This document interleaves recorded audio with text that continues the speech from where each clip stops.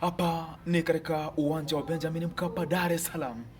Mashabiki mbalimbali wamejitokeza, ni nyekundu na kijani.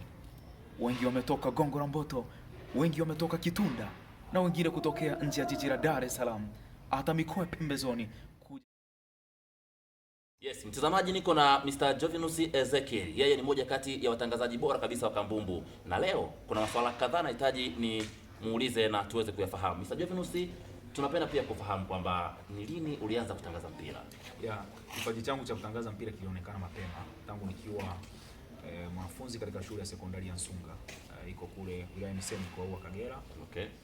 Kwa hiyo nilijikuta tu na shirika katika makongamano tofauti. Nakumbuka wakati nikiwa kidato cha pili walikuwa wanatangaza makongamano kama ya elimu na kwenda nikienda pale wanakuwa wameandaa ushindani wa hizi timu, unakuta labda timu moja inashindana na timu fulani. Sasa mimi pale naenda namwambia afisa utamaduni, naomba nitangaze hii mechi. Kwa hiyo unakuta ili mradi tu pale kuna vyombo vya matangazo. Kwa hiyo nilianzia pale kabla sijamaliza kidato cha 4 na baadaye kipaji kikakuwa hivyo nilipoenda katika chuo cha utangazaji. Unahisi tangu umeanza kufanya kazi hiyo imelipa? Nashukuru Mungu. Nashukuru Mungu kwamba kazi ya kutangaza mpira kwanza imenifanya nikutane na watu wengi na watu maarufu sana.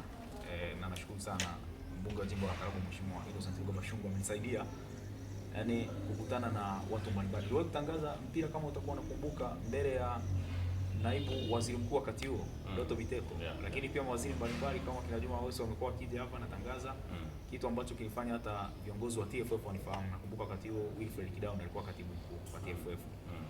Kwa hiyo nimekutana na watu wengi, lakini kuhusiana na namna ambavyo kiujumla mpira umenilipa. Umepata connection kubwa sana. Okay, na ni kitu gani ambacho ungependa kuboresha kutokea hapa kwenda sehemu nyingine? Natamani sana nitoke hapa nilipo niende mbali zaidi. Malengo yangu makubwa ni kuwa mtangazaji nyota.